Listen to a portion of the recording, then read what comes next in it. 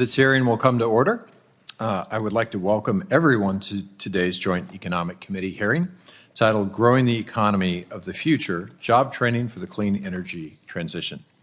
Today's hearing will begin with a 5-minute opening statement from myself, a statement from Vice Chairman Schweikert as soon as he arrives, and each of our 4 witnesses.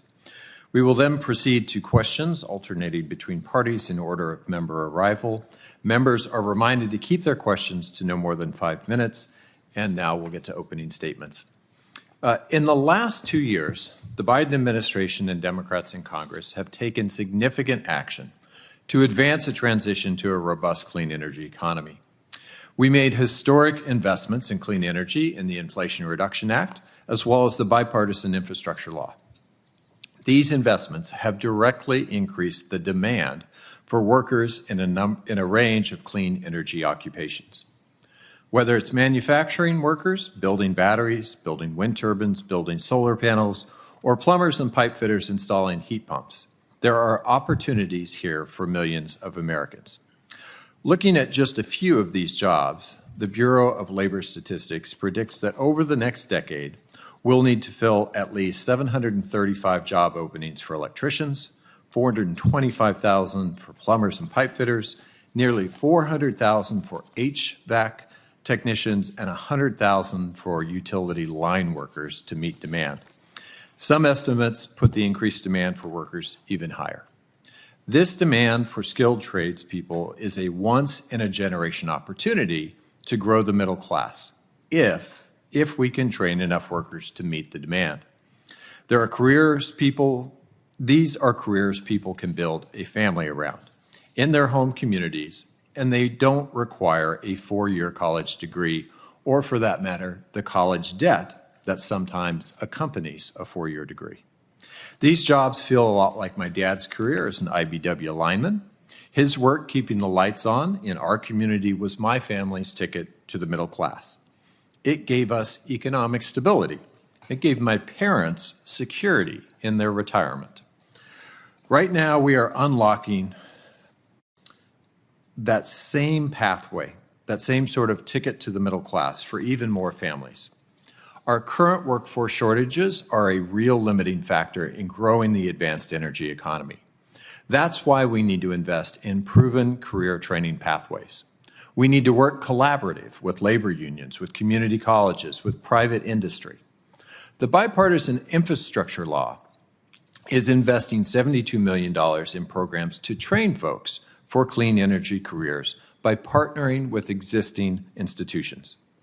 Community colleges, like Central New Mexico Community College, offer a range of workforce training programs and 1-year certificates that get participants into careers quickly.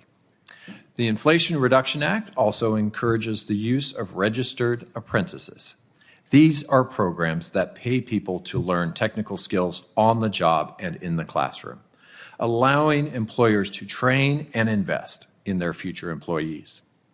By investing in programs that create opportunities and teach the skills necessary for this energy transition, we can ensure that we meet workers where they are. We're already seeing these investments produce results. New Mexicans in these skilled trades have already built some of the largest clean energy projects in the entire nation. And we are currently beginning construction on a regional transmission line and a wind generation project larger than the Hoover Dam. This one single project will be the largest clean energy project ever built in the Western Hemisphere. And this same project will also have a substantial economic benefit in the Vice Chairman's state. From wind towers to solar racking hardware to utility scale solar trackers, we're also manufacturing the components to build out the energy transition. And in order to continue to lead on this front, we need to invest at the federal level in more research and development. We need to invest in national laboratories and universities that are making fundamental discoveries in challenging sectors like industrial heat and aviation. Broadening our clean energy research and development will help strengthen our workforce, and it will help workers build the skills needed for the clean energy transition.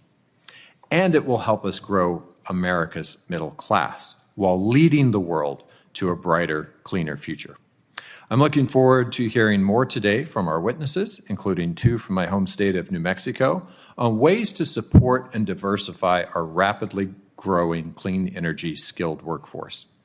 I'm eager to hear more about how we can better invest in educational and apprenticeship pathways to clean energy jobs and how we can maintain American leadership in the industry across the globe. I'll now, since Vice Chairman Schweikert is not here, I'm going to hold for his opening statement, and we will begin with our witnesses, and we'll start with Mr. Courtney Eichhorst. Mr. Courtney Eichhorst is a business manager for UA Local number 412 and president of the New Mexico Building and Construction Trades Council. UA Local number 412 represents plumbers, pipe fitters, HVAC service technicians, and pipe welders in New Mexico, as well as in the El Paso area. Members of the union are involved in a range of projects that support the clean energy transition, and prior to serving as the union's business manager, Mr. Eichhorst served as its training director. In his role as president of the New Mexico Building and Construction Trades Council, Mr. Eichhorst leads and advocates for an alliance of craft unions. I'm going to introduce all of our guests, and then we will hear from them with their opening statements in the same order. President Tracy Hartzler is the president of the Central New Mexico Community College. President Hartzler has held several leadership roles at the college since 2015. And under her leadership, the college has implemented a skills-to-jobs marketplace for students. She continues to expand opportunities to build a skills-to-workforce pipeline that fosters a partnership among students, national employers, and community colleges. Prior to her time at the college, President Hartzler worked for the New Mexico Legislative Finance Committee, New Mexico Interstate Stream Commission, and the U.S. Senate Committee on Indian Affairs. Dr. William Beach is a senior fellow at the Economic Policy Innovation Center, EPIC, and the former commissioner of the Bureau of Labor Statistics. Dr. Beach is also a Coffin Family Fellow at the Calvin Coolidge Presidential Foundation. Prior to these roles, he worked at George Mason University, the Senate Budget Committee, the Heritage Foundation, and Sprint United. Douglas Holtz-Eakin is the president of the American Action Forum and the former director of the Congressional Budget Office. Dr. Holtz-Eakin has also served on the Council of Economic Advisors as the chief economist and a senior staff economist, in addition to directing domestic and economic policy for the John McCain presidential campaign, and serving as commissioner of the congressionally chartered Financial Crisis Inquiry Commission. Mr. Eichhorst, let's begin with your testimony, and then we'll go down in the order of introductions. The floor is yours.